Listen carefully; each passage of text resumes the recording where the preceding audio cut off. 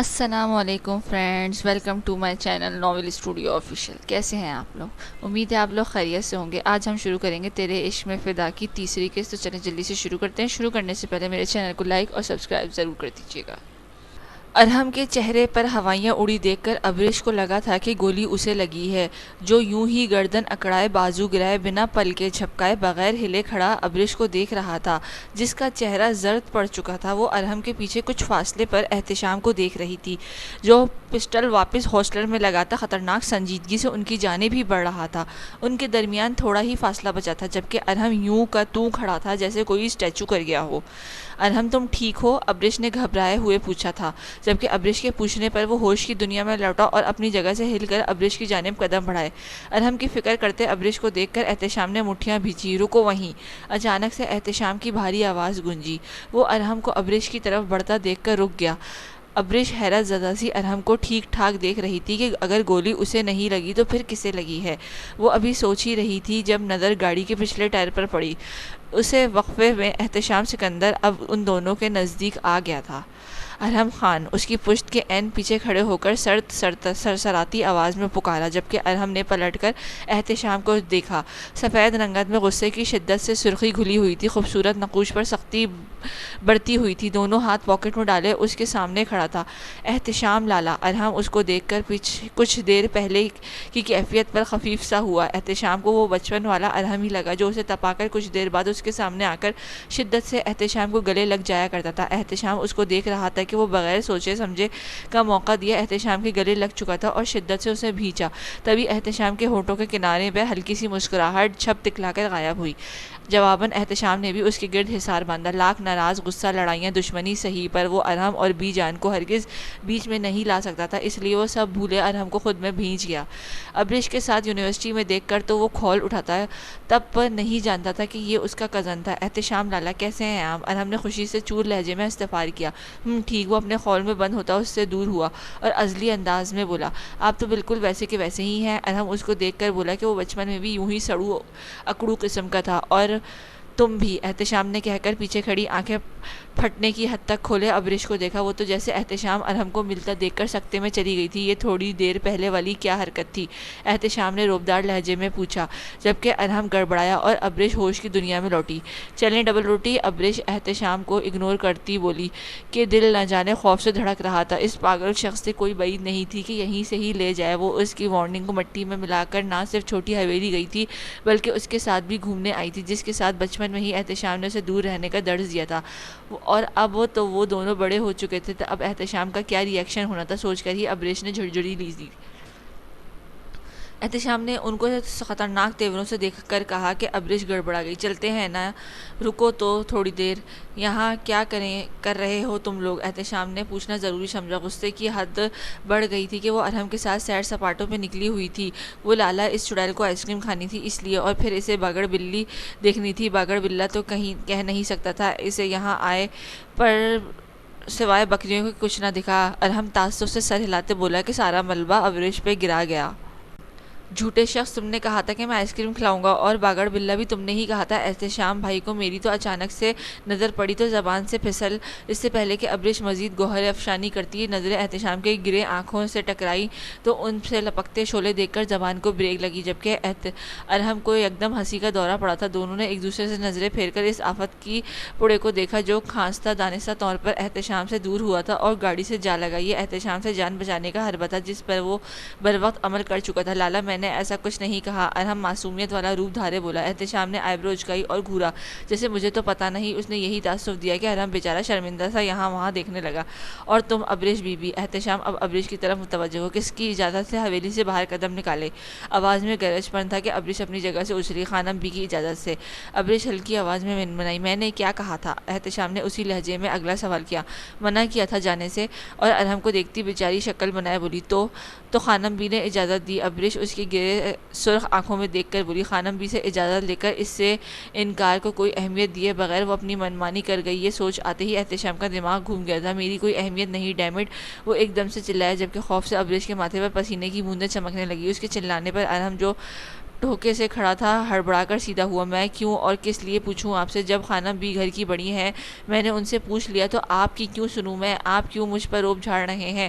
ابریش ہمت کرتی چادر کو مٹھی میں بھیجے بلاخر دماغ میں گھومتا سوال پوچھ ہی لیا، جبکہ احتشام کے اندر خون میں جیسے ابال آیا تھا۔ تبھی سیکنڈ کی دیر کیے بغیر وہ اس تک پہنچ کر اس کا بازو دبوچ چکا تھا۔ میں پورا حق رکھتا ہوں تم سے سوال جواب کرنے اور روب جمانے کا، آئی سمجھ؟ چلو اب۔ وہ سرد آواز میں پھنکارا اسے اپنے ساتھ گھسیٹتا۔ کہاں؟ اس سے پوچھنے پر احتشام نے بنا کچھ بولے سرخ آنکھوں سے دیکھا۔ نہیں، میں نہیں جاؤں گی۔ ابریش اس کی آہنی گرفت اپنے بازو سے ہٹاتی بولی۔ جبھی احتشام رکا اور خونخوار نظروں سے ابریش کو دیکھا۔ ڈرامہ کرنے کی ضرورت نہیں، گھر ہی لے کر جا رہا ہوں پاگل عورت۔ اور تم مسٹر ارحم خان شرافت کا لبادہ اوڑھے فٹافٹ گھر کی راہ پکڑو۔ احتشام ابریش کو ڈرا کر ارحم سے بولا، کیونکہ جانتا تھا کہ جب تک ارحم یہاں رہا ابریش کو شے ملے گی اور وہ اس کے جانے کی ہر ممکن کوشش کرے گی۔ میں جو حیرانگی سے ان دونوں کو دیکھ رہا تھا، احتشام کے کہنے پر سر ہلایا، پر جانے کے بجائے وہیں کھڑا ہو کر ان کو دیکھ رہا تھا۔ میں کل جاؤں گی گھر پر، آپ کے ساتھ نہیں جانا۔ ابریش نے اس کے ہاتھ پر ناخن کاٹتے کہا۔ احتشام اس کی بات پر کان دھرے بغیر اس کی جلد میں دھنستے ناخنوں پر لب بھینچ کر آگے بڑھا۔ چھوڑیں مجھے، میں نے کہا چھوڑیں مجھے، ابریش سخت لہجے میں بولی، جبکہ مقابل کوئی اثر لیے بنا اسے کھینچتا چلا جا رہا تھا۔ آپ کو سنائی نہیں دے رہا احتشام بھائی؟ نہیں جاؤں گی میں آپ کے ساتھ، ابریش کا صبر جواب دے گیا۔ تبھی اونچی آواز میں بول کر اس کی گرفت سے چھٹائی تھی۔ اس کے چلانے پر احتشام کے قدموں کو بریک لگی تھی، جو پہلے ہی شعلہ جوالا بنا ہوا تھا۔ مزید اس کے انکار نے سیخ پا کر دیا تھا۔ Shut up, just shut up. نہیں ہوں میں تمہارا بھائی، سمجھ آئی میری بات؟ احتشام اسے جھٹکا دے کر اپنے قریب کرتے بلند آواز میں دھاڑا تھا کہ ابریش کا دل انتہائی سست روی سے دھڑکنے لگا۔ وہ خوف زدہ سی اسے دیکھ رہی تھی۔ اس سارے واقعے میں ارحم فرصت سے کھڑا دانت نکالتے گاڑی سے ٹیک لگائے دونوں بازو سینے پر باندھے ان کی فائٹ دیکھتا انجوائے کر رہا تھا۔ اور کیسے نہیں جاؤ گے تم؟ تمہارے تو اچھے بھی جائیں گے۔ اب اگر میرے آدمیوں کے سامنے تمہاری ہلکی سی بھی آواز نکلی تو یہ ساری گولیاں تمہارے حلق میں اتار دوں گا۔ احتشام پسٹل نکال کے اس کے ہونٹوں کے قریب کرتا نیچی آواز میں دھاڑا کہ خوف ابریش کے رگ و پے میں سرایت کر گیا تھا۔ کرسٹل بڑی بڑی آنکھوں میں پانی اتر آیا کہ اس کی بڑی بڑی آنکھوں میں پانی ہچکولے کھانے لگا۔ اس نے دکھ سے نچلے لب باہر نکالے۔ اس وقت وہ کوئی معصوم سی بچی ہی لگ رہی تھی۔ بے ساختہ احتشام کو اپنا دل ان نین کٹوروں میں ڈوبتا محسوس ہوا تھا۔ مجھے ارحم کے ساتھ جانا ہے، وہ سو سو کرتی بولی، جبکہ احتشام جو اس کے خوبصورت چہرے کو والہانہ نظروں سے دیکھ رہا تھا چونک کر ہوش میں آیا۔ ایک ہاتھ کی مٹھی بھینچی اور دوسرے پر ابریش کے بازو پر زور بڑھایا کہ اس کی سسکی سی نکلی تھی۔ میرے ساتھ جاؤ گی تم؟ اب اگر نہیں نام لیا تو ادھر ہی دفنا دوں گا۔ اس کے حد درجہ قریب ہوتے گرے آنکھیں اس کی تھوڑی کے خم میں تل پر جمائے سرسراتے لہجے میں بولا، جبکہ ابریش تو سچ میں دیو کی قید ہونے پر آنکھوں سے آنسو چھلک پڑے تھے۔ اور تم ابھی تک یہیں کھڑے ہو؟ احتشام نے ماتھے پر تیوری چڑھایا اسے وہیں جمے دیکھ کر غصے سے کہا۔ کیسے جاؤں لالا؟ ارحم نے کان کھجاتے معصومیت سے کہا۔ کیوں؟ اب تمہیں کیا تکلیف پڑ گئی ہے؟ کہاں جانا ہے تمہیں؟ تمہاری بہن کو تو چھوٹی حویلی لے جانے کا بھوت سوار ہے۔ اور تمہاری بہن پر زور دیتے بہت کچھ باور کروا گیا تھا۔ اس کے انداز پر ارحم نے مسکراہٹ چھپائی۔ میں تو حویلی جانا چاہتا، پر آپ کی بدولت میری گاڑی کا ٹائر شہید ہو گیا ہے۔ میرے خاص ماتحت تمہیں چھوڑ دے گا، احتشام نے کہا اور ابریش کو لیے دوسری گاڑی کی جانب بڑھا۔ احتشام لالا، ابریش کو آج چھوٹی حویلی رہ لینے دے۔ ارحم نے ابریش کی اتری صورت دیکھ کر پیچھے سے ہانک لگائی۔ تم سے مشورہ نہیں مانگا، جان پیاری ہے تو نکلو یہاں سے، وہ بنا مڑے بولا اور گاڑی کا فرنٹ ڈور کھول کر ابریش کو اندر پٹکنے کے انداز میں دھکیلا۔ پھینک آؤ اسے، وہ اپنے خاص ملازم کو ارحم کی جانب اشارہ کر کے کہتا گاڑی میں بیٹھا۔ ابریش گاڑی کا ڈور کھولنے کی تگ و دو میں گھلتی بیزار ہو گئی تھی، تبھی جھنجھلا کر احتشام کو پکارا۔ احتشام بھا۔ اس نے پہلے ابریش مکمل جملہ کرتی۔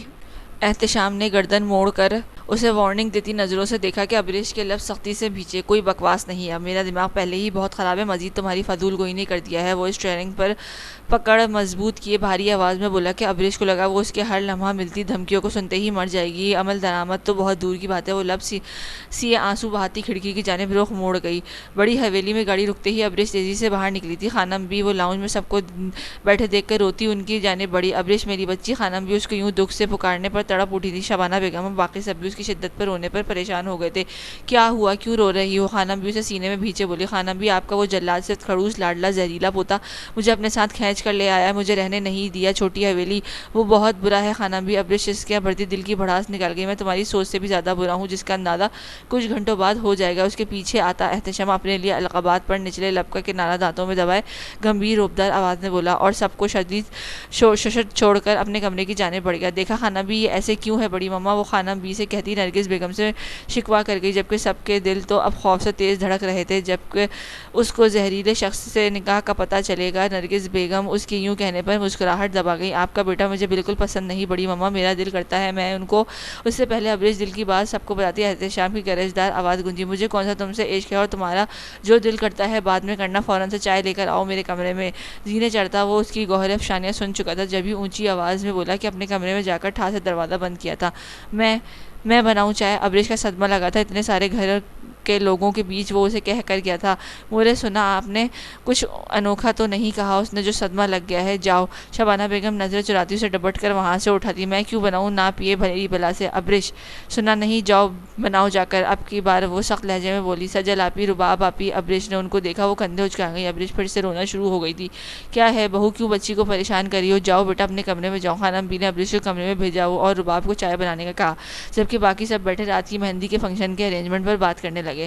احمد، زارون، ساحر، تم لوگ چھوٹی حویلی جاؤ، ان کو احتشام کی شادی کی دعوت دے اور خصوصاً مہندی کے فنکشن کا بھی آنے کا کہنا۔ سکندر خان نے تینوں لڑکوں سے کہا، احتشام کے کہنے پر کسی کو بھی نہیں بلایا تھا، بس گھر کے ہی لوگ تھے، پر حویلی کے بڑے بیٹے کی شادی تھی تو وہ اپنے سارے ارمان پورا کرنا چاہتے تھے۔ آ جاؤ۔ دستک کی آواز پر احتشام نے اجازت دی۔ رباب چائے کا کپ پکڑے ٹرے میں رکھے اندر آئی۔ احتشام بھائی آپ کی چائے۔ وہ جو صوفے پر بیٹھے لیپ ٹاپ گود میں لیے کام کر رہا تھا رباب کی آواز پر چونک کر دیکھا، پل میں ماتھے پر بل پڑے تھے۔ گڑیا تم کیوں لائی ہو؟ احتشام نے پیار سے بہن کو دیکھا۔ بھائی آپ ہماری چھوٹی سی نازک جان بھابھی پر اتنا ظلم نہ کریں۔ رباب مسکراہٹ دبائے بولی اور فوراً سے کمرے سے نکل گئی۔ واٹ دا ہیل، یہ کون سا ظلم ہے نازک جان پر؟ احتشام بڑبڑایا۔ تمہیں تو میں دیکھ لوں گا ابریش بی بی۔ احتشام نے کپ پر گرفت مضبوط کی جیسے ابریش کی گردن پر دباؤ بڑھایا ہو۔ ابریش کہاں ہے؟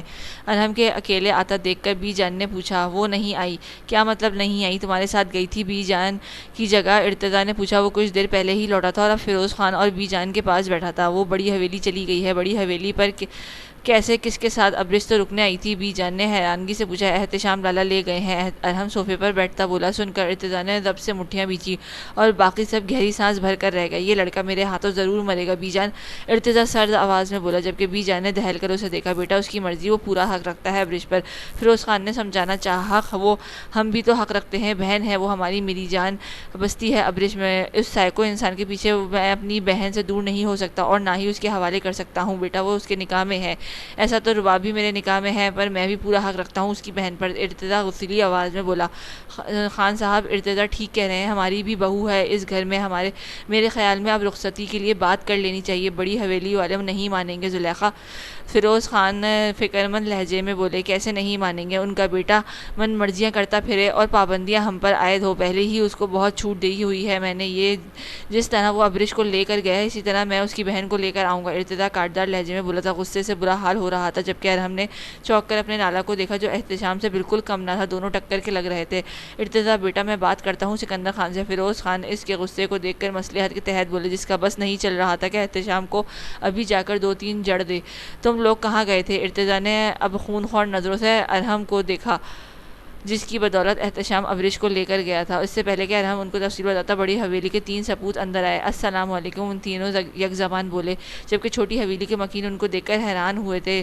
وہ سلام کا جواب دے کر اپنی جگہ سے اٹھ کھڑے ہوئے، تبھی احمد، زارون اور ساحر بی جان کی طرف بڑھے اور ان سے مل کر باری باری سب سے ملے۔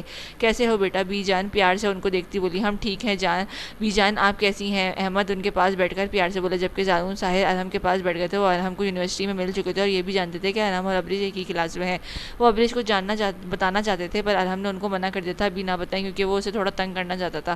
فیروز خان اور ارتضیٰ تینوں کو یوں دیکھ کر کافی حیران تھے۔ ویسے تو بڑی حویلی سے سوائے ابریش کے کوئی نہ آتا تھا۔ خیریت؟ ارتضیٰ نے ان کو دیکھ کر آئیبرو اچکائی۔ اس کی بھاری آواز پر وہ تینوں جن کو دیکھ کر لگ رہا تھا کہ گپے ہانکنے آئے ہیں ایک دم گڑبڑائے۔ لالا آج احتشام بھائی اور ابریش کی مہندی ہے اور کل شادی ہے، اسی کی دعوت دینے کے لیے آئے ہیں۔ بابا نے کہا ہے کہ آپ کو لازمی آنا ہے۔ احمد کی بات سن کر وہ تینوں چونکے تھے۔ ارتضیٰ نے ہاتھ کی مٹھیاں بھیچی، وہ کچھ کہنے ہی لگا تھا کہ فیروز خان نے اس کے بازو پر ہاتھ رکھ کر روکا جبکہ وہ سب اب ارتضیٰ کے تاثرات دیکھ رہے تھے جو ضبط کے کڑے مراحل سے گزر رہا تھا۔ تبھی وہ لب بھیجے وہاں سے اٹھ کر چلا گیا۔ کچھ دیر تک وہ سب سے باتیں کرتے ان کو آنے کا کہہ کر وہاں سے نکل آئے تھے۔ نہیں مورے، ایسا نہیں ہو سکتا، وہ صرف میرا ہے، صرف بینش کا، میں اسے کسی کا نہیں ہونے دوں گی، میں اس ابریش کو جان سے مار دوں گی۔ بینش ہذیانی ہو کر چلائی تھی، وہ پورا لاؤن جو نقشہ بگاڑے غم و غصے کی شدت سے آنسو بہا رہی تھی۔ جبکہ ماہم بیگم کو خود حویلی والوں سے نفرت ہو رہی تھی۔ ان کی شروع سے ہی خواہش تھی کہ بینش احتشام کی دلہن بنے۔ جب سے حویلی سے کال آئی تھی بینش پاگل سی ہو گئی تھی۔ ان پر یہ خبر بم کی طرح گری تھی۔ بس کرو میری جان، کیا بس مورے، وہ کسی اور کی زندگی میں شامل ہونے جا رہا ہے، کیسے کر سکتا ہے وہ یہ؟ احتشام صرف میرا ہے، میں آج اس چڑیل کو جان سے مار دوں گی۔ بینش لاؤنج میں دائیں سائڈ کی دیوار گیر شیشے پر واز مار کر چکنا چور کر چکی تھی۔ ماہم بیگم کو اسے سنبھالنا مشکل ہو رہا تھا، جبکہ فراز دروازے میں کھڑا اپنی بہن کی جنونی روپ دیکھ رہا تھا۔ اسے بھی تو جھٹکا لگاتا ہے احتشام اور ابریش کی شادی کا سن کر۔ بس میری جان، بھول جاؤ، اسے دفع کرو۔ شروع سے ہی وہ اس کے نکاح میں تھی۔ ماہم اس کو فرش پر اٹھاتے بولی، جو گھٹنوں پر سر رکھے ہچکیاں بھرتے لرز رہی تھی۔ مورے، احتشام اسے پسند نہیں کرتا، وہ نفرت کرتا ہے اس سے، میں محبت کرتی ہوں اس سے، احتشام جانتا ہے۔ بینش ماں کے گلے لگی شدت سے روتی تھی۔ بس بہت ہوا ابریش شاہنواز، تمہیں میں احتشام کا کبھی نہیں ہونے دوں گی۔ احتشام میری بہن کا ہے اور تم میری ہو، میری نہ۔ تمہیں نہ بتا کر میں نے بہت بڑی غلطی کی ہے، پر اب نہیں۔ فراز بڑبڑایا اور قدم بڑھایا۔ خاموش ہو جاؤ بینش۔ اس کے رونے پر وہ چڑھ کر بولا، جبکہ بینش نے اسے دیکھا۔ میں جانتا ہوں تم احتشام کو پسند کرتی ہو اور احتشام صرف تمہارا ہی ہے۔ کیسے ہو تو شادی ہو کر رہا ہے، صبر رکھو، یہ شادی ہو لینے دو، احتشام خود اسے طلاق دے گا۔ اور فراز کمینگی سے مسکرایا، جبکہ بینش رونا بھولے اسے دیکھ رہی تھی۔ اصل بات کیا ہے، وہ اس کے چہرے کو دیکھتی کچھ سوچ کر بول چکی، بہت کچھ سوچ چکی تھی۔ میں ابریش کو پسند کرتا ہوں۔ واٹ؟ وہ دونوں ماں بیٹی چیخی تھی۔ میں ہرگز اس کو تمہاری زندگی میں آنے نہیں دوں گی۔ ماہم بیگم چنگاڑی، وہ بات کی بات ہے مورے، یہ کہہ کر فراد اپنے کمرے کی جانب بڑھ گیا، جبکہ پیچھے ماہم ابریش کے اس زیر لب کوستی رہ گئی تھی۔ حویلی کی ساری تیاریاں مکمل تھیں۔ پوری حویلی کسی دلہن کی طرح سجی ہوئی تھی۔ فنکشن کے لیے لان کو بڑی خوبصورتی سے سجایا گیا تھا۔ شام کا وقت تھا، سورج ڈوبنے والا تھا، اس میں برقی کمکمیں روشنائی جگمگا رہی تھیں۔ یہ پرکیف نظارہ پیش کر رہی تھی۔ رنگ برنگے پھول ہوا کے دوش پر لہراتے رقص پیش کرتے ماحول میں بھلے لگ رہے تھے۔ لان کی ایک طرف بڑا خوبصورت طریقے سے اسٹیج سجایا گیا تھا، گیندے کے پھولوں سے سجا اسٹیج جس پر احتشام اور ابریش کا نام لکھا گیا تھا، درمیان میں لائٹنگ کی ہوئی تھی۔ گھر والوں کے لیے لان میں بڑے صوفے اور ٹیبل سیٹ کیے گئے تھے۔ احتشام کو کسی کام سے باہر گیا ہوتا، جیسے ہی حویلی آیا تو دنگ رہ گیا۔ سب کے منع کرنے کے باوجود یہ سب دل کھول کر خواہشات پوری کر رہے تھے۔ وہ سر جھٹک کر لاؤنج میں آیا اور خانم بی کے پاس بیٹھ گیا۔ کیا ضرورت تھی اتنا بکھیڑا کرنے کی؟ احتشام گھمبیر آواز میں سب سے بولا، آپ کو تو بکھیڑا ہی لگنا ہے، پر ہماری زندگی کی بہت بڑی خواہش ہے کہ آپ کی شادی دھوم دھام سے کریں۔ اگر کسی کو بلا نہیں سکتے تو کیا ہم بھی خوشی نہ منائیں؟ خوشی کس لیے؟ احتشام نے آئیبروز کہی، جبکہ خانم بھی گھور کر رہ گئی۔ اپنے پوتی دے رہے ہیں میاں، اس کی خوشی، تو آپ اپنی پوتی کو اس زہریلی شخص کی قید میں دینے پر خوش ہیں؟ احتشام نے لب دبایا، بہت خوش ہوں، میری مراد پوری ہونے جا رہی ہے۔ خانم بھی خوشی سے چوٹ لہجے میں بولی، پہلے اپنی پوتی کی مراد بھی جان لیں خانم بھی، یہ سن کر 400 واٹ کا جھٹکا لگنے والا ہے۔ احتشام ان سے کہہ کر اپنے کمرے کی جانب بڑھ گیا، جبکہ پیچھے سب سوچ میں پڑ گئے کہ اب ابریش کو کیسے بتائیں۔ ابریش اٹھو بھی، مہنور رباب اسے مسلسل اٹھانے کی تگ و دو میں لگی تھی۔ اوف، کیا ہے، سونے دیں۔ ابریش نے ایک آنکھ کھول کر اس کو دیکھ کے منہ بنایا اور کروٹ بدل لی۔ بعد میں سونا، پہلے اٹھو اور تیار ہو جاؤ۔ مہنور اور رباب اسے بازوؤں سے پکڑ کر کھینچ کر اٹھاتی بولی، تیار کس لیے؟ ابریش اٹھ کر بیٹھی اور ان کو دیکھا جو تیار سجی سنوری کھڑی تھی۔ آج مہندی ہے۔ رباب نظریں چلاتی بولی، کس کی مہندی؟ تمہاری، مہنور نے کہا۔ کیا مطلب؟ مجھے سمجھ نہیں آئی۔ ابریش الجھ کر بولی، تمہاری مہندی ہے، جبکہ ابریش کا دل کسی انہونی سے دھڑکا تھا۔ میری مہندی؟ ہاں تمہاری اور احتشام بھائی کی۔ رباب نے اس کے چہرے پر بال سمیٹتے کہا، جو ششو سی ان کو دیکھ رہی تھی۔ احتشام بھائی کے ساتھ مہندی؟ ابریش دھک دھک کرتے دل سے بولی، ہاں تمہاری احتشام بھائی کے ساتھ شادی ہو رہی ہے۔ یہ کہنا تھا کہ ابریش کو لگا اس کا سانس بند ہو جائے گا۔ یہ کیا کہہ رہی ہیں آپ روشیابی، مذاق مت کرو۔ ابریش صدمے میں گھری مدھم آواز میں بولی، میں سچ کہہ رہی ہوں ابریش۔ وہ اس کے گال پر پیار کرتی بولی، جبکہ ابریش کی رنگت سفید پڑی تھی۔ ڈبڈبائی آنکھوں سے ان کو دیکھ کر فوراً سے بیڈ پر سے اٹھی اور بغیر دوپٹے کے ننگے پیر نیچے کو بھاگی۔ یہ خبر ہی اس کے لیے کسی قیامت سے کم نہ تھی جو رباب اسے سنا چکی تھی۔ سب گھر والوں نے ابریش کو ری ایکشن کے پیش نظر پہلے ان دونوں کو بھیجا تھا۔ ابریش رکو، ابریش میری بات۔ وہ اس کے پیچھے لپکی، پر ابریش دروازے سے باہر نکل گئی تھی۔ مورے خانم، بڑے پاپا، بڑی مما، چھوٹے پاپا، وہ زینے اترتی اونچی آواز میں ان کو پکار رہی تھی۔ وہ سب جو لاؤنج میں بیٹھے تھے، ماہا جو اپنے بچوں کے ساتھ آئی تھی، سب ابریش کی طرف متوجہ ہوئے، جو بکھرے بال، بکھرا حلیے کے بغیر دوپٹے کے روتی ہوئی ان کی جانب بڑھ رہی تھی، جبکہ احتشام نے اسے دیکھ کر جبڑے بیچے، جو اپنی حالت سے بیگانہ ہو کر سب کے بیچ چلی آئی تھی۔ غصے سے اس کی رگیں تن گئی تھی۔ خانم بھی احتشام کی تیور دیکھ کر گڑبڑائی اور اٹھ کر ابریش کی جانب بڑھی، اسے اپنی آغوش میں چھپایا۔ کیا ہوا بیٹا؟ خانم بھی، وہ روشیابی، وہ جھوٹ ہے نا؟ ابریش ان کو سینے سے لگی بولی۔ سب سانس روکے اسے دیکھ رہے تھے۔ سچ ہے۔ خانم بھی نے بھی اس پر دھماکہ کیا تھا۔ نہیں ایسا کیسے، میری شادی وہ بھی، ہاں تمہاری شادی وہ بھی مجھ سے ہے، اور آج مہندی ہے ہماری۔ احتشام اس کی بات کاٹ کر بھاری آواز میں گرجا تھا، جبکہ ابریش آنکھیں پھاڑے اسے ہی دیکھ رہی تھی، جیسے خواب دیکھ رہی ہو۔ مجھے نہیں کرنی مورے، مجھے نہیں کرنی شادی۔ شبانہ بیگم کے پاس آتے وہ ان کے گلے لگ گئی تھی۔ نہ کرے نکاح میں تو ویسے بھی ہو میری، آج ہی رخصتی لے لیتا ہوں۔ وہ چبا چبا کر بولا، اس کی جانب بڑھا، کیونکہ وہ فراز کی نظر اس کے وجود پہ جمی دیکھ چکا تھا۔ جبھی وہ ابریش پر برہم ہوتا اس کو آج ہی اپنی دسترس میں لینے کے لیے بڑھا۔ ابریش کے وجود سنسناہٹ سے دوڑ گئی تھی، وہ پتھر کی بنی کھڑی ہوئی احتشام اس کے قریب آیا۔ چلو، اس کا ہاتھ پکڑ کر سب کی نظر انداز کی، اس کا بازو سے پکڑ کر کھینچتے بولا، احتشام نہ کرو بچی، پہلے ہی ڈری ہوئی ہے۔ خانم بولی، ڈری ہوئی ہے؟ میں کوئی دوسری دنیا سے آیا ہوں اور رخصتی لے رہا ہوں، شادی تو ان محترمہ نے کرنی نہیں، اب ایسے ہی صحیح ہے۔ احتشام بگڑے تاثرات سے بولا۔ ابریش کو آنکھوں کے سامنے اندھیرا چھاتا دکھائی دیا، جسم سے جان نکلتی محسوس ہوئی۔ احتشام کی باتیں ذہن میں گردش کرنے لگی، میں پورا حق ہے تم پر، نہیں کوئی حق نہیں، جھوٹ ہے یہ، وہ بڑبڑائی۔ ابریش کی ہتھیلیاں پسینے سے بھیگ گئی تھی، ایک دم سے لہرا کر گری تھی، اس سے پہلے کہ نیچے گرتی۔ جلدی سے آگے بڑھ کر احتشام نے اسے گرنے سے بچایا۔ ابریش ہوش و خرد سے بیگانہ ہو کر اس کے چوڑے بازو میں جھول گئی، جبکہ بینش اس منظر کو دیکھ کر پہلو بدل رہی تھی۔ وہیں فراز کی آنکھوں میں بھی چنگاریاں جلنے لگی تھی۔ ابریش سب اس کے بے ہوش ہونے پر احتشام نے اسے پکارا، سب ان کی جانب بڑھے جہاں وہ لب سی اس کی پناہوں میں تھی۔ احمد ڈاکٹر کو بلایا۔ احتشام نے اسے بازوؤں میں بھر کر اس کے کمرے میں آیا اور اسے احتیاط سے بیڈ پر لٹایا۔ اس کے پیچھے سبھی آ گئے سوائے ماہم اور اس کے بچوں کے۔ سکندر خان بیٹے کو گھور رہے تھے، جس کی وجہ سے ابریش کی یہ حالت ہوئی تھی۔ خانم بھی ابریش کے پاس بیٹھی آنسو بہانے لگی تھی۔ شبانہ بیگم اور نرگس بیگم اس کے ہاتھ مسلنے لگی، جبکہ باقی سب پریشانی حال کھڑے تھے۔ ان کو گہرا صدمہ لگا ہے، جس کی وجہ سے یہ بے ہوش ہو گئی ہیں، جلدی ہوش میں آ جائیں گی۔ میں نے ان کو انجیکشن لگا دیا ہے۔ ڈاکٹر نے ابریش کا چیک اپ کرنے کے بعد ان کو تسلی دی اور وہاں سے چلی گئی۔ ڈاکٹر صاحب ڈاکٹر کو چھوڑنے دروازے تک گیا تھا۔ وہ سب پریشانی سے ابریش کے کمرے میں بیٹھے تھے۔ جو کچھ دیر بعد اس نے اپنی بندی بندی آنکھیں کھولی۔ مورے آنکھیں کھولتے ہی ابریش نے دائیں جانب ماں کو پا کر پکارا، جی میری جان۔ مورے میں نے بہت برا خواب دیکھا ہے، جبکہ باقی سب اب اس کی طرف متوجہ ہو چکے تھے۔ احتشام کھڑکی سے باہر دیکھ رہا تھا۔ وہ تھوڑی دیر پہلے ہوئے واقعے کو خواب سمجھ بیٹھی تھی۔ نہیں بیٹا، وہ خواب نہیں سچ ہے، سکندر خان کی آواز گونجی، اور اب ابریش نے نہیں چھپا سکتے تھے، نہ ہی مزید کوئی جھوٹ بول سکتے تھے۔ بڑے پاپا، ابریش نے سسکی بھری تھی، جبھی انہوں نے ابریش اور احتشام کے نکاح کے بارے میں بتا دیا۔ دلاور خان کے کہنے پر انہوں نے ابریش کا نکاح احتشام سے کروایا تھا۔ وہ اس وقت احتشام کی عمر 13 سال اور ابریش 6 سال کی تھی۔ دلاور خان کو مسلسل ملنے والی دھمکیوں نے انہیں یہ فیصلہ کرنے پر مجبور کر دیا تھا، مجھے شادی نہیں کرنی۔ ابریش سے سب سن کر خانم بی کی گود میں سر رکھے بے تحاشا روتے ہوئے بولی۔ اس کے انکار نے احتشام کو پھر سے تیش دلایا تھا۔ آپ سب باہر جائیں۔ احتشام کی بھاری آواز گونجی۔ نہیں، آپ کہیں مت جائیں۔ ابریش نے گھبرا کر شبانہ بیگم کو روکنا چاہا۔ میں ابھی آتی ہوں بیٹا۔ وہ سب باہر گئے تو احتشام اس کی جانب بڑھا۔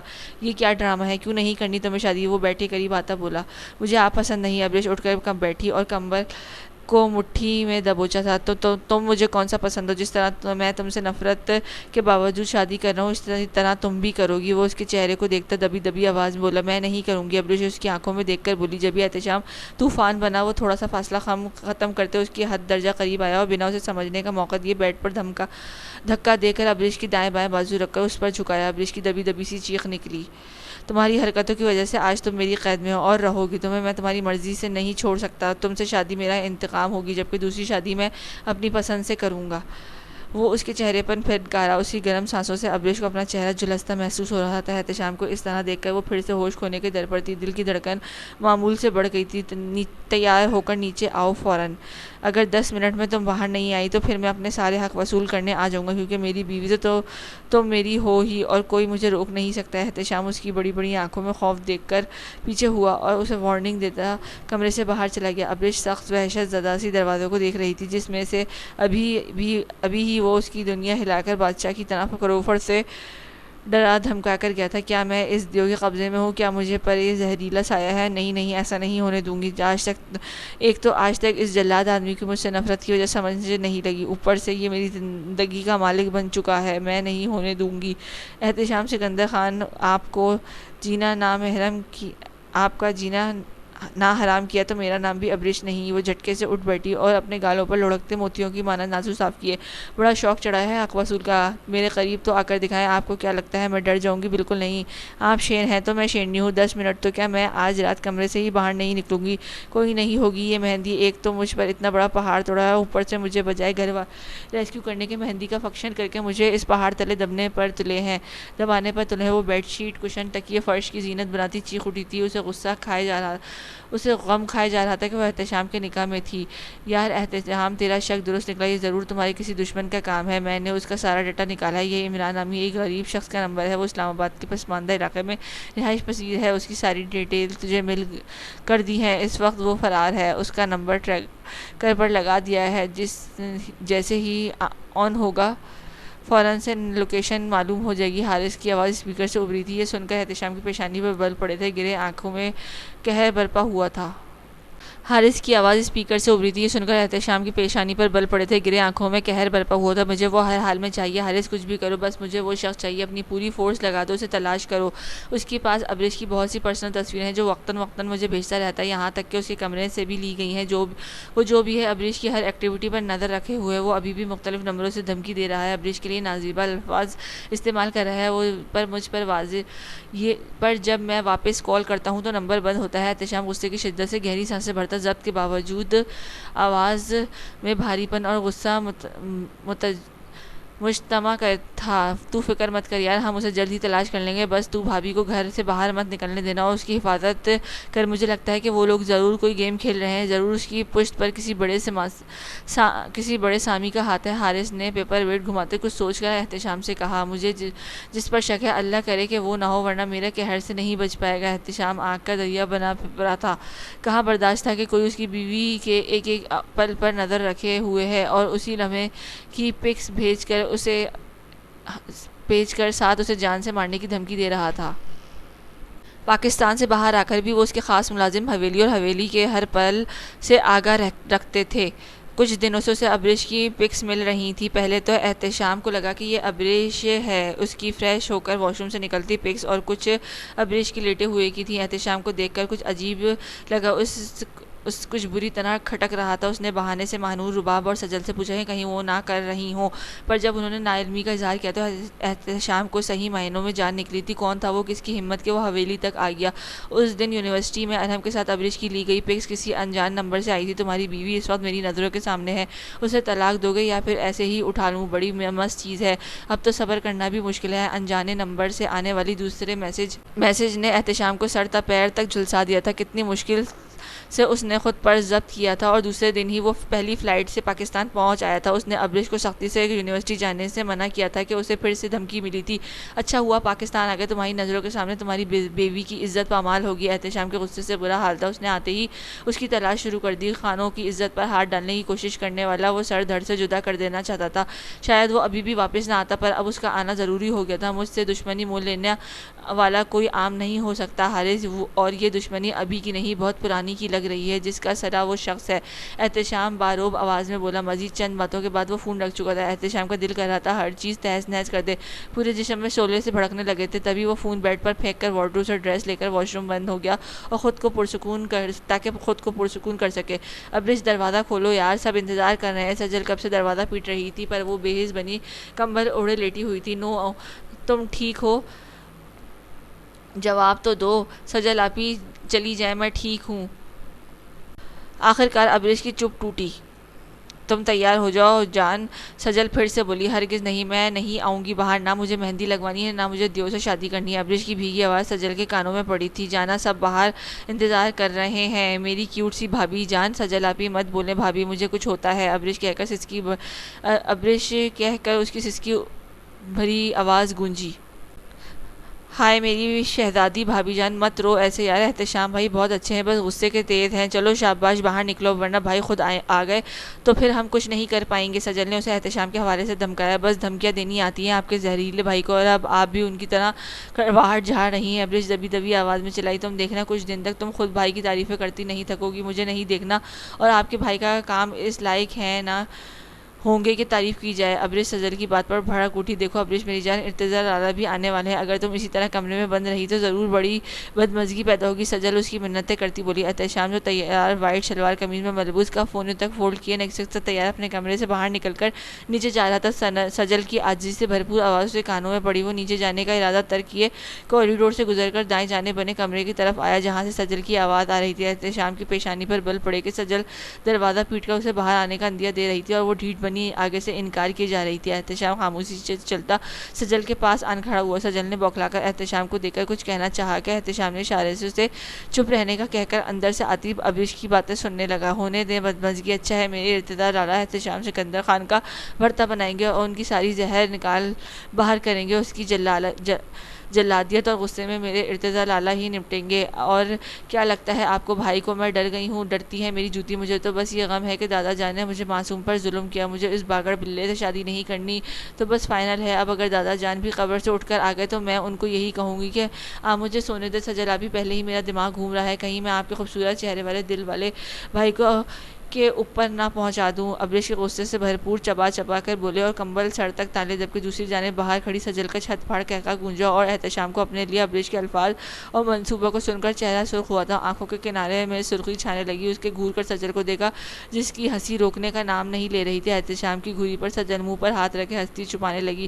تمہاری ڈان بھابھی کا دماغ تو میں ٹھکانے پر لگاتا ہوں، کی لاؤ اس کی۔ احتشام سجل کی آنکھیں دکھا کر بولا تو وہ ہنستی ہوئی بائیں جانب بنے کمرے میں ابریش کے کمرے کی چابی لے آئی۔ جاؤ تم، احتشام نے اسے جانے کا کہا۔ سجل آپی، آپ کو آواز کیوں اس کھڑوس لاٹ صاحب کی طرح لگ رہی ہے؟ باہر سے آتی مدھم آواز پر ابریش کمبل کے اندر سے ہی بولی۔ نہیں تو تمہیں ہی لگ رہا ہے میرے بھائی تو اتنے جو سر پر سوار کر لیا ہے، سجل چہک کر کہتی۔ فوراً سے رفو چکر ہوئی۔ کچھ دیر بعد احتشام احتیاط سے بغیر آواز کے کمرے کا لاک کھول کر اندر آیا اور اسی طرح دروازہ بند کیے بیڈ کی جانب مڑا۔ کمرے میں اندھیرا کیے، زیرو بلب جلا ہوا، اے سی کی کولنگ تیز کیے، کمبل اڑے، گٹھری بنی لیٹی تھی۔ کمرے کی خنکی بڑھ گئی تھی، خوفناک سا ماحول برپا تھا۔ اے سی کی کولنگ بڑھانے کے پیچھے احتشام ابریش کے منصوبے سے بخوبی واقف ہو چکا تھا۔ وہ خود کو بیمار کر کے اس شادی نامہ پھندے سے چھٹکارا پانے کے چکر میں تھی۔ ایک دل فریب مسکراہٹ احتشام کے انابی لبوں پر چھائی تھی، گالوں کے دونوں گڑے واضح ہو کر آب و تاب سے چمکنے لگے تھے۔ اگر ابریش یا گھر کا کوئی فرد اسے مسکراتے دیکھ لیتا تو پہلی فرصت میں بے ہوش ہو جاتا۔ احتشام کو مسکراتے کم ہی دیکھا تھا، ہر وقت سیریس مزاج، اکڑو دو ٹوک انداز رکھتا تھا، اور اس وقت وہ ابریش کی حفاظتی حدیں باندھنے پر کھل کر مسکرایا تھا۔ احتشام کسی ریاست کا شہزادہ کیسی چال چلتا سامنے پڑے دو سینٹر صوفے پر بیٹھا، اس دوران نظریں اس وجود پر ہی جمی تھی۔ احتشام ایک ہاتھ صوفے کی پشت پر پھیلائے دوسرے ہاتھ کے انگوٹھے سے شیف سہلاتا اسی کی جانب دیکھ رہا تھا۔ ابریش جو دل ہی دل میں احتشام کو کوسنے میں لگی ہوئی تھی، ایک انجانا سا احساس ہوا اور سانس روکے اپنے کمرے میں کسی کی موجودگی کو محسوس کری تھی۔ اسے لگا سجل ہے، تبھی پل میں پرسکون ہوتی بولی، سجل آپی مجھے نیچے نہیں جانا، بخار ہے مجھے۔ اس کی معصومیت بھری حفاظتی تدابیر پر احتشام نے آنکھیں مسکرائی۔ سجل نہیں، آپ کا شوہر مجازی خدا ہے جناب بیگم عالیہ۔ احتشام کی گمبھیر شاعرانہ آواز گونجی تھی۔ آہ! اس کی آواز سن کر ابریش چیخ مارتی جھٹکے سے کمبل ہٹاتی اٹھ بیٹھی، نظریں سامنے بیٹھے وجود پر پڑی تو سانس جیسے سینے میں ہی اٹکنے لگی تھی۔ آنکھیں ممکنہ حد تک پھیل گئی تھیں اور چہرہ لٹھے کی مانند سفید پڑ گیا تھا۔ بڑے مضبوط احتیاطی حفاظتی بند باندھے ہیں تمہیں یہاں تک پہنچنے کے لیے سمندر پار کر کے آنا پڑا۔ احتشام نے طنز میں ڈوبا نشتر ابریش کو مارا جبکہ ابریش کے جسم سے جان نکلتی محسوس ہوئی۔ اگر 10 منٹ میں تم باہر نہیں آئی تو پھر سارے حق وصول کرنے آ جاؤں گا، کیونکہ بیوی تو تم میری ہو ہی اور کوئی مجھے روک بھی نہیں سکتا۔ احتشام کا جملہ ہتھوڑے کی مانند کانوں میں گونجا تھا۔ ابریش نے ہڑبڑا کر وال کلاک پر نظر دوڑائی، پھر مدھم روشنی میں کلاک کی نظر آ گئی پر وقت نہ دیکھ پائی تھی۔ 25 منٹ ہو گئے ہیں محترمہ نازک جان۔ تبھی احتشام کی گمبھیر طنزیہ آواز گونجی۔ یہ سن کر ابریش یکدم سے اچھلی، دل پسلیوں سے ٹکرانے لگا تھا کہ اسے لگا وہ پھر سے بے ہوش ہونے کو ہے۔ 2 منٹ گزرنے کے بعد بھی وہ یوں ہی کھڑی تھی۔ میں اس صدمے سے بے ہوش کیوں نہیں ہو رہی؟ ابریش احتشام کو دیکھ کر بار بار پلکیں جھپک کر ہلکا سا بڑبڑائی، جبکہ احتشام کے تیز کانوں نے اس کی بڑبڑاہٹ سن لی تھی۔ تبھی نچلے ہونٹوں کے کنارے دانتوں میں دبا کر اپنی بے ساختہ اوڑ ڈالنے والی ہنسی کا گلا گھونٹا۔ وہ جو آتش فشاں بن کر آیا تھا، اس کی حرکتوں نے اسے ہنسنے پر مجبور کر دیا تھا۔ تم تیار ہو؟ احتشام کی بھاری آواز ایک بار پھر اس کی سماعتوں سے ٹکرائی، جبکہ ابریش کی خوف کی مانند کبھی سانس تیز ہو جاتی تو کبھی تھم جانے کی حد تک پہنچ جاتی۔ کس لیے؟ وہ اپنے دونوں ہاتھوں کو مسلتی بولی۔ نیم اندھیرے میں وہ کچھ دیر پہلے والے حلیے میں اس کے سامنے تھی۔ فرق یہ تھا کہ تب احتشام کو اس پر بلا کا غصہ غالب آیا ہوا تھا اور اب کچھ عجیب سا انوکھا سا احساس محسوس ہو رہا تھا۔ اس کے پوچھنے پر احتشام نے اپنی گرے سرخ آنکھیں اس کے وجود کا جائزہ لے کر جن نظروں سے اس کو دیکھا تھا کہ ابریش کے پورے جسم میں سرد لہر دوڑ گئی تھی، وہ اپنے آپ میں سمٹتی ہلکا سا کوکائی، میرے کمرے سے نکل جائیں۔ ابریش کے بکھرے تنفس سے کانپتی اپنی انگلی دروازے کی جانب کی بولی، جبکہ احتشام جو کہ پرسکون سا بیٹھا تھا یکدم سے آنکھوں سے شرارے پھوٹنے لگے۔ غصے کی شدت سے چہرہ سرخ ہوا، تبھی جارحانہ تیور لیے لمبے لمبے ڈگ بھرتا اس کی جانب بڑھا۔ احتشام کو اپنی طرف آتا دیکھ کر ابریش بوکھلا کر تیزی سے بیڈ پر چڑھ کر دوسری جانب جا کھڑی ہوئی۔ اس کی پھرتی پر احتشام نے داد دینے والے انداز میں آئی بروز اچکائی۔ اب اگر ایک قدم بھی اپنی جگہ سے بڑھایا تو مجھ سے برا کوئی نہیں ہوگا، احتشام سرد آواز میں بولا۔ اسے سخت غصہ آ رہا تھا ابریش کو خود سے بھاگتا دیکھ کر۔ آپ سے بولا کوئی یوں بھی نہیں ہو بھی نہیں سکتا، اچھا ہے تمہیں پہلے ہی جانکاری حاصل ہے، اگر آگے مسئلہ نہیں ہوگا۔ احتشام دانت پیس کر اس بیڈ کی دوسری جانب بڑھا۔ آپ کو ذرا شرم نہیں آتی اپنی کزن کے ساتھ اس طرح کی باتیں کرتے ہوئے؟ ابریش اسے سخت لہجے میں کہہ کر اچک کر صوفے کی پشت پر جا کھڑی ہوئی۔ واٹ ربش، بیوی ہو تو میری جاہل دماغ اور لڑکی، اب انسانوں والا بیہیو کرو گی یا اس سے لا علم ہے آپ محترمہ؟ احتشام پیشانی پر بل ڈالے گرے آنکھوں میں اسے گھور کر بولا۔ آپ نے مجھے انڈائریکٹلی حیوان کہا۔ ابریش گہرے سانس بھرتی غصے سے بولی۔ اس کی ناک اور کان غصے سے لال ہو گئے تھے جبکہ احتشام نے کندھے اچکائے۔ وہ اسے الجھا کر پل میں اس تک پہنچ کر اسے اپنی گرفت میں لے چکا تھا۔ احتشام اس کی کمر پر گرفت مضبوط کی اسے بغیر سمجھنے کا موقع دیے باہوں میں بھرے صوفے پر پھینک کر اس پر جھکایا جبکہ ابریش اس افتاد پر بوکھلائی ہوئی سی سہمی ہرنی کی طرح اپنے اوپر جھکے احتشام کو دیکھ رہی تھی جو کہ ایک ہاتھ صوفے پر کی پشت پر اور دوسرا اس کے بازو میں رکھ کر جھکا سرخ انگارہ آنکھوں سے گھور رہا تھا۔ کیا کہہ رہی تھی تم کہ اگر دادا جان بھی قبر سے اٹھا کر آ جائیں تو دادا جان کو زحمت دینے کی کیا ضرورت ہے؟ اس کام کے لیے ان کا پوتا ہی کافی ہے۔ احتشام اسے قریب اس کی آنکھوں میں جھانک کر بہت کچھ باور کروا گیا تھا جبکہ احتشام کو خود پر حاوی دیکھ کر ابریش کا دل گھبرا اٹھا تھا۔ اس نے دونوں ہاتھ احتشام کے سینے پر رکھ کر دور دھکیلنے کی کوشش کی۔ آج تو تمہارا دماغ درست کرنا ہی پڑے گا، بڑے مصدوبے بنانے لگا ہے یہ چیمبر۔ اس کی مزاحمت کو اگنور کیے وہ دائیں ہاتھ سے اس کی پیشانی پر انگلی رکھ کر تھوڑی تک سرکاتا بولا۔ دور ہٹیں، وہ بکھرے تانسوں کے مابین مدھم آواز میں بولی۔ 10 منٹ تمہیں دیے تھے، اب خود کو میرا جلالی روپ دیکھنے کے لیے تیار کرو کیونکہ تمہارے مجھے اوپر پہنچانے سے پہلے ہی میں تمہیں وہاں کا نظارہ دکھا لاؤں گا۔ تھوڑی دیر پہلے ابریش کی سجل سے کی باتوں کا احساس دلاتے زمینی لہجے میں بولا کہ وہ تڑپ اٹھی تھی، پورا جسم سینے سے شرابور ہو گیا تھا۔ احتشام اس کی ہوائیاں اڑے چہرے کو تک رہا تھا۔ وہ تھوڑا اور جھکا اتنا کہ احتشام کی ناک ابریش کی ناک سے مس ہوئی تھی جبکہ ابریش بھیگی بلی بنی سانس روکے اسے دیکھ رہی تھی۔ تمہارے پاس 2 آپشن ہیں، پہلا یا تو میری بات چپ چاپ مان لو جو کہ فائدہ مند ثابت ہوگی تمہارے لیے، یا پھر ابھی اسی وقت مجھے میرا حق۔ پہلا آپشن۔ اس کی بات مکمل ہونے سے پہلے ہی ابریش بول پڑی تھی۔ اسے کہاں احتشام کی قربت برداشت ہو رہی تھی کجا کہ اسے اپنی روح جتنے نزدیک آنے دیتا۔ اسے پہلا آپشن ہی درست لگا تھا، وہ اسی کے راستے ہر طرح سے بند کر چکا تھا۔ اگر وہ انکار کرتی جس طرح کے احتشام کے تیور کہہ رہے تھے کہ کوئی بعید نہیں تھی کہ وہ اپنے کہے پر عمل کر گزرتا۔ گڈ، اچھا فیصلہ کیا ہے، احتشام کہہ کر اس سے دور ہوا اور بالوں میں ہاتھ پھرتا اسے دیکھا جو دل پر ہاتھ رکھ کے چھت کو گھورتی سانسیں ہموار کر رہی تھی۔ تبھی احتشام کا فون رنگ ہوا۔ احمد کی کال دیکھ کر اگنور کرتا اس کی جانب متوجہ ہو جو اٹھ کر بیٹھی آنسو بہا رہی تھی۔ سجل کو بھیج رہا ہوں، بغیر واویلا مچائے اچھی دلہنے کی طرح 5 منٹ کے اندر باہر آؤ۔ اب کی بار اگر کوئی ڈرامہ کیا یا اپنے لالا کے سامنے روئے تو تمہارے ارتضا لالا کا بھرتا اور ڈبل روٹی کا کچومر بناؤں گا، بعد میں تم سے حساب چکتا کروں گا۔ وہ اسے دھمکی دے کر اچھی طرح سمجھا اور باور کرواتا کمرے سے باہر چلا گیا تھا۔ یہ شخص دھمکی کے بغیر بات نہیں کر سکتا، آگے کیا کرے گا؟ ابریش بچوں کی طرح ہونٹ نکالے کچھ دیر پہلے کی اپنی سوچ پر آنسو بہاتی رہ گئی تھی۔ کمرے سے باہر نہ جانے کی سزا وہ اسے سنا کر جا چکا تھا، اب تو جانا ہی تھا۔ وہ بھی اگلا لائحہ میں سوچتی اپنی جگہ سے اٹھ کر بجھے دل سے ڈریسنگ روم میں گم ہو گئی۔